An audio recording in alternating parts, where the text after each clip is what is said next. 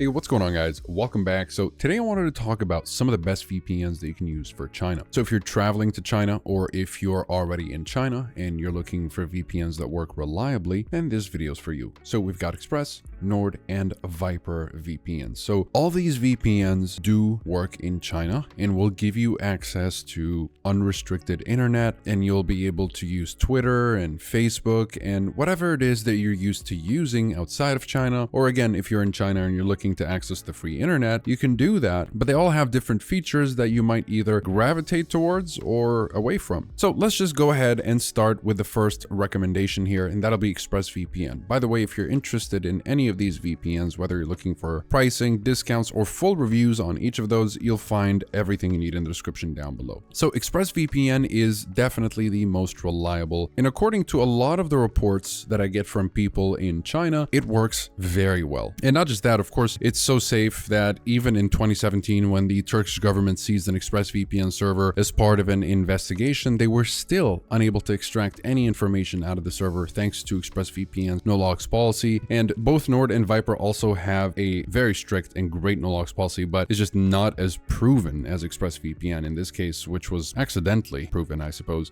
But here, you'll notice that the general attitude of ExpressVPN is that they want to make ExpressVPN available to everybody, including people in China, even when Apple removed VPN apps from the China Apple Store. So as you can tell right here, it says, while Apple's decision is surprising, it does not change ExpressVPN's commitment to keeping you securely and reliably connected, and the support stands ready 24/7, including the live chat. So you can still actually download the ExpressVPN application. You just need to set your app store to a different country, and you'll be able to download the iOS app and continue to receive your ExpressVPN updates. So there's full support when it comes to ExpressVPN's functionality in China. You'll be able to secure up to 8 devices per subscription. You have access to the kill switch like any other reliable VPN. So the kill switch, if you're not familiar, it's going to kill your internet connection if the VPN disconnects unexpectedly. So this way you'll always be sure that just in case your VPN disconnects, not your ISP or government will be able to know that you're back online. And it's also to prevent any accidental leaks. So the kill switch is always good to have. Not to mention that you have 105 countries at your disposal, so that's a lot of countries, and this is the best option also if you're looking for a VPN that fully supports torrenting and streaming services, especially that you have 105 countries here, because the next option, NordVPN, only has 61 countries. Now the cool thing about NordVPN is that you get a lot of features, but keep in mind you might have to download the alternative version of NordVPN, which is exactly the same, but it's a different configuration that's meant for people in censorship heavy countries, especially China. But essentially NordVPN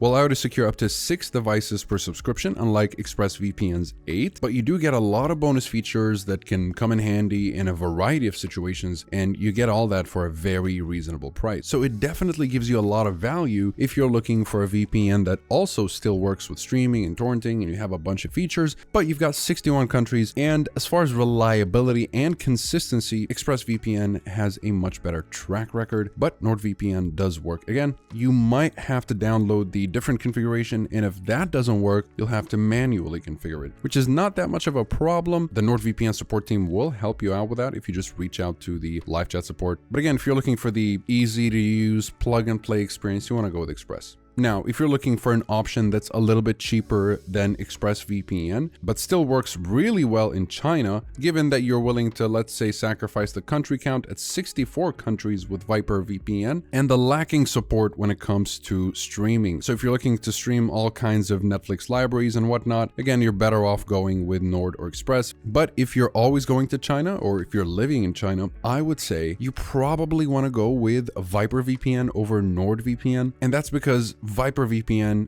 has a more consistent track record like ExpressVPN than Nord. So as far as consistent functionality in China, you can go with ViperVPN. If you want consistent functionality with China with the ability to stream in many more countries, because Viper only has 64 countries, you want to go with ExpressVPN because it has 105 countries. And you'll be able to secure up to 8 devices with Express instead of ViperVPN's 5.